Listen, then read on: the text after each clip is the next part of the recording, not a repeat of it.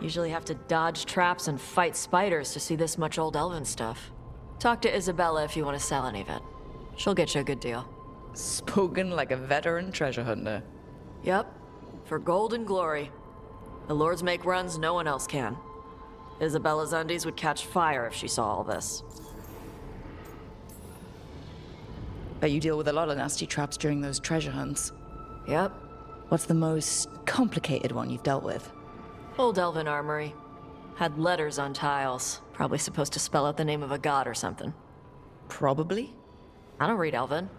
Found handholds in the ceiling and swung across. Well, that sounds more like a puzzle than a trap. Ugh. Puzzles. But puzzles give you a chance to test your wits. To prove you're smart enough to beat whoever designed it. Ugh. I ran into one while traveling with Varric. It had these 3 poles with sets of different sized rings on 2 of the poles. And you had to move the rings over to the 3rd pole, and the rings had to be sized right and crap? Yes! You've seen it. That thing is Vashadan. So why do the Lords of Fortune care enough about dragons to have a dedicated dragon hunter? Lots of great old crap ends up in dragon hordes. Why do dragons care about gathering treasure? It's not like they go to the market. Dragons like metals and gems. Anything glittery catches their eye. So they're like really large magpies? Kinda. And they live for centuries. Lots of time to gather a bunch of shiny crap. Plus all the gear carried by idiots who thought they could kill a dragon.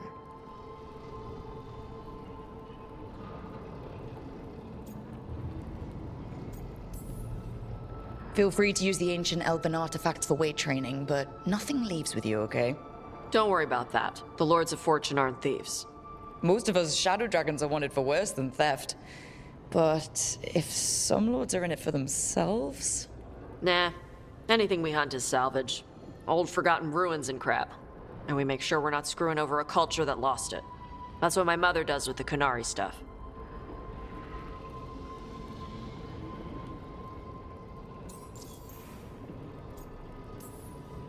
How does the Ravani Royal Guard feel about the Lords of Fortune? They used to complain about us. But that was before the Ontam invaded Ravane. And now, Ravane sees the benefits of having a bunch of heavily armed people on their side. Same for the Pirate Armada. It's bigger than Ravane's official navy. But we're also helping save old artifacts. The Ontam are burning ruins as they move south. We get artifacts out before the Ontam destroy them. Magical stuff. Cultural stuff. Stuff you don't want to lose.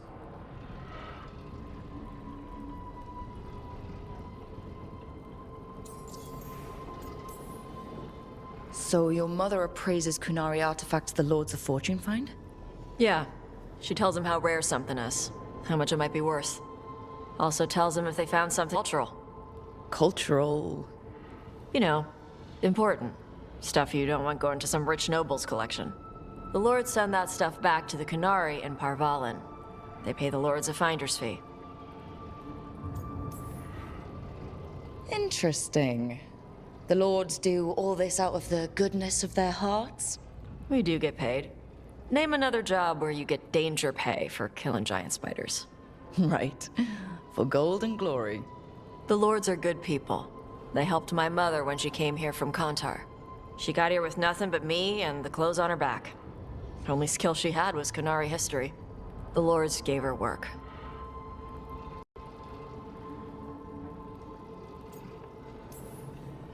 We should do this again. Grab a drink, share our tallest tales. Okay, I was gonna go back to Ravane later. Got a thing to do for my mother. You can come along, if you want. Do I need to be ready for combat? Or traps? Nah. Alright. Just let me know when. Did I see you writing a message to the Inquisition? What's that about? You know, Varric and I were part of the Inquisition, right? I'm trying to get news about the South. But Charter hasn't replied to any of my messages. I'm trying not to worry about what's happening there, but... No, it's probably fine. Charter's just busy. She's always busy. Charter... who's that? She's the Inquisition's spy master. Or she would be, if there was still an Inquisition. I suppose she just works for the Inquisitor now? I haven't heard much about the Inquisition in years. Oh, that's intentional. When the breach was open, we needed a large group to stop Southern Thedas from falling into chaos. It's changed in the years since.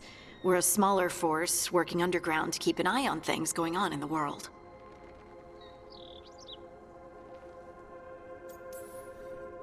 Why isn't she here? We could use a hand. Charter entrusted the search for Solus to Varric, to us. The world's large and she's got many things to deal with. So how long were you with the Inquisition? 10 years? Something like that. Why? You must know the Inquisitor. Well, yeah, we worked together. I wasn't part of the Inquisitor's inner circle, though. I spent more time with the ordinary people, the ones you didn't hear about.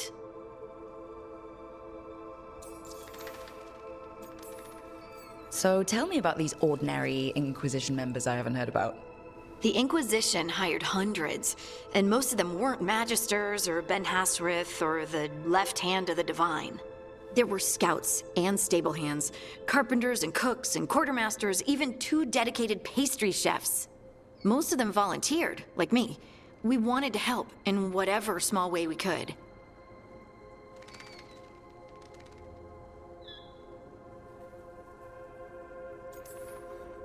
You helped people. That's not small. It sure felt like it sometimes. I'd sit with Rector and Faulkner and we'd watch the important people with their important business rushing by. Rector, Faulkner... Liliana gave all her agents pseudonyms. Right, like Charter. Well, Charter's Charter, but when the other 2 and I were together, we were just Lace, Wilbur, and Katya. But you did know people from the Inquisitors Inner Circle, didn't you? I knew them, sure, but those early days, all I wanted was to prove myself and not get in anyone's way. Some of them were more approachable than others. Sarah was a puppy with a new toy. 100 new toys. Fun, if you can handle the mess. She was really the only one who could make Rainier, well, Blackwall then, let down his guard. Otherwise, he kept to himself and stuck to the stables. We'd talk when I visited the horses. And there was Cole, of course. The Spirit Boy? Yep.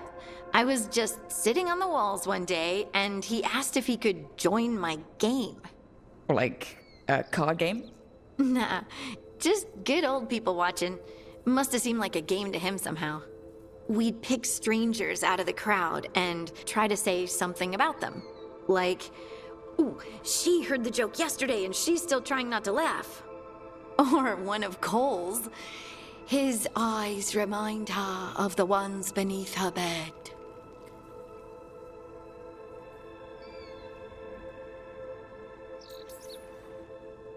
I have so many questions. Believe me, I did too. Cole didn't elaborate? I think I prefer the mystery. Don't you? Wasn't Cole an empath? He must have been great at this game. Ah, but the rule was you couldn't say anything you actually knew. He got it in the end. I think. So you didn't ask him if he guessed right? Well, being right wasn't the point. Making a habit of seeing people was. I think he liked that. It's why you don't miss.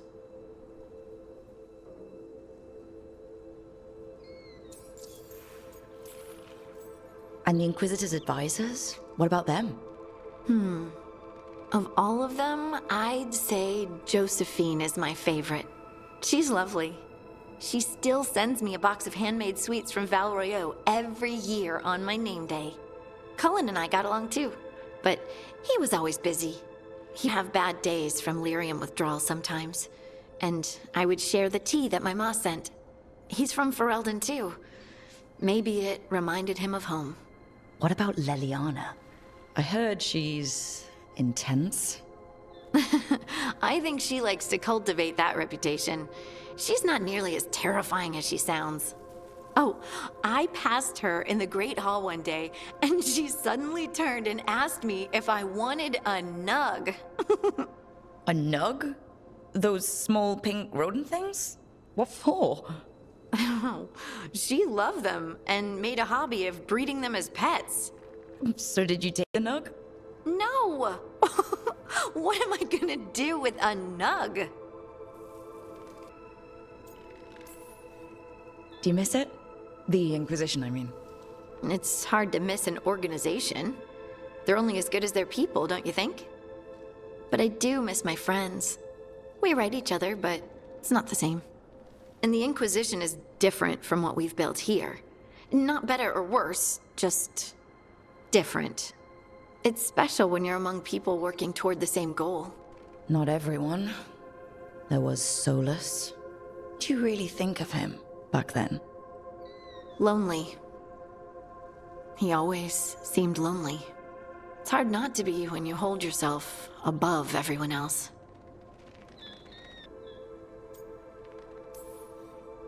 As smart as he's supposed to be, there's just some things he doesn't get. At all. Yeah. Maybe one day he will. Maybe. If you help him. Anyway, I'm sure something out there's on fire, and here I am rambling about the past. I should let you go. Talk later? Carving monsters, huh?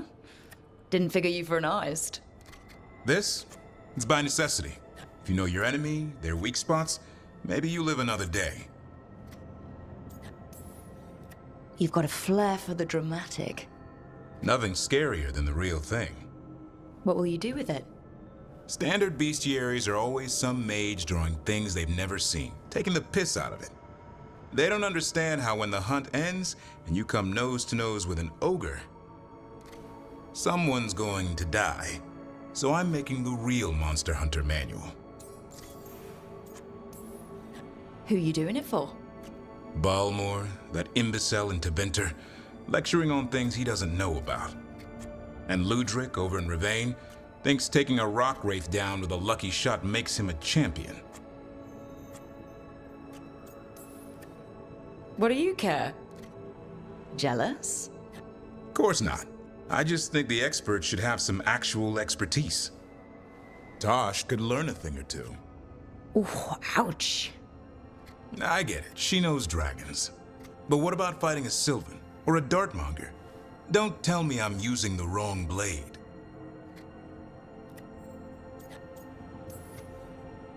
Just remember it's spelled R-O-O-K.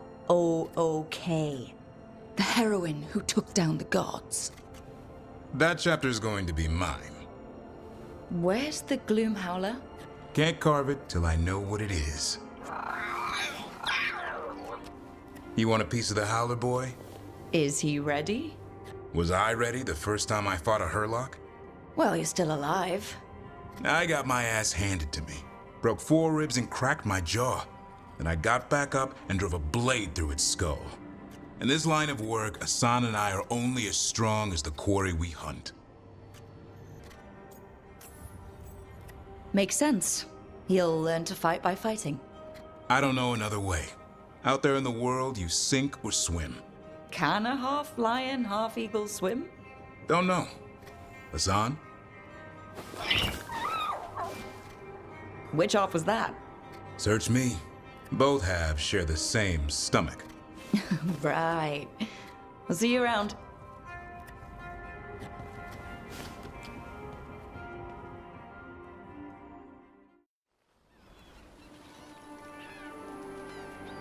Hey. Some for you. Some for you. Hey, don't be a dick. That was for the little one. Stupid birds. Look at you feeding the birds. My mother made me do it when I was young. Sent me out here every night with dinner scraps. We're a ways from town. She said I had a lot of energy to burn off. Sometimes I practice with the fire out here. It's safer. No people around. Lots of water. Is it magic, or...? It's not magic. My mother says the Kunari used to be closer to dragons. Something in our blood. The Antom called you Adari? Yeah. Old Kunari word for fire breather. A few like me are born every generation. My mother thinks Adari were meant for something special. She's always looking through the old texts for clues. Come on. Don't want to scare the birds.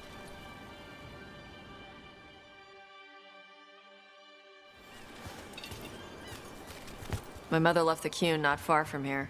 She got herself transferred to Kontar from Parvalan. Smuggled me there and then walked out. I thought Kontar was well fortified. How did she escape with a child? The Qun isn't a prison. People can leave if they want. You little guys hungry? Do you miss living under the Qun? Not much to miss. I was a baby. My mother misses it. She was an Ashkari back then. A scholar. Why'd she leave? Me.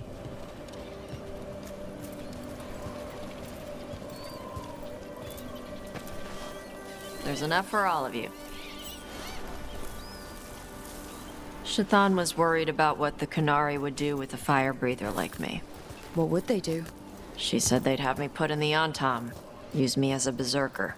The idea scared her enough that she left her library and walked away from the Qun. There you go. Come on.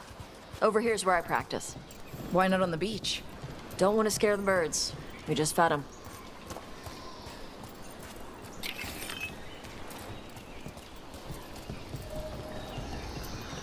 What the crap is that?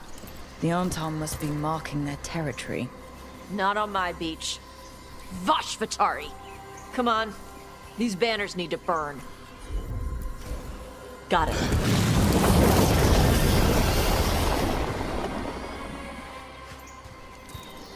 Nice. What does it feel like when you breathe fire like that? It's more like spitting. Ew. Something inside my throat opens up and lets stuff mix together. Then there's this rush of heat as I roar it out. I'm surprised it doesn't hurt your mouth to do that. It can. One time my tongue got in the way. Got a mouthful of fire. Ooh, ouch. Didn't hurt much. My mother has to make food extra spicy so I can taste it. And I guess that's the trade-off of being a fire breather. It's fine. I smell stuff better than most people.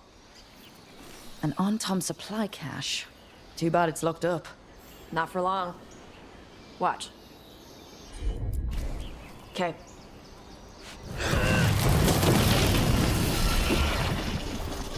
Wow. It burned right through it. Yep. Melt some metals, not all. How'd you figure out which kinds of metals you could melt?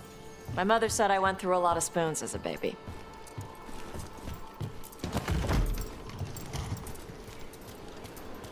This way. More birds to feed? Something like that. Karash, it's Tosh. I brought food. Avatosh, it's good you came early. The feather clouds are getting lower. It's going to rain. Who is this with you? This is Rook. She's a friend. A friend. All right. Make sure you both dress for rain. Drip rain, not mist rain. What's the difference between drip rain and mist rain? Drip rain soaks through the clothes. Mist rain just wets the skin. Sorry, I don't know all the words in your language. No, I get it. Karash was a worker caste navigator. Got dragged along with the Antam when they invaded. They told us it was ordered by the Qun. I was not taught war. I was taught the weather. Red clouds for thunder, gray clouds for rain, green clouds for the devouring storm, and black clouds for the Antam cannons. After what they did in Ventus, I ran away. I'm sorry the Antam did that to you. I do not have my old life or work, but I remember who I am. The Antam have lost even that. You saw their banners? They're in the area. I will not be seen. Okay. Let me know if they bother you. I am at peace, Avatosh. I have the clouds to watch and fish to eat. More than just fish. Here you go. Shathan said to eat the fruit before it spoils. I like the cookies better. Everyone likes the cookies better. I'll eat the fruit. Thank you. Evatash. Panaheydan. I'll see you soon. So the dragon hunter has a softer side. The Kyun says you take care of people. So you're a little Kunari, a little Rivani, and a little dragon. Yeah? I get that. Come on. I should tell my mother how Karash is doing. Thanks for watching.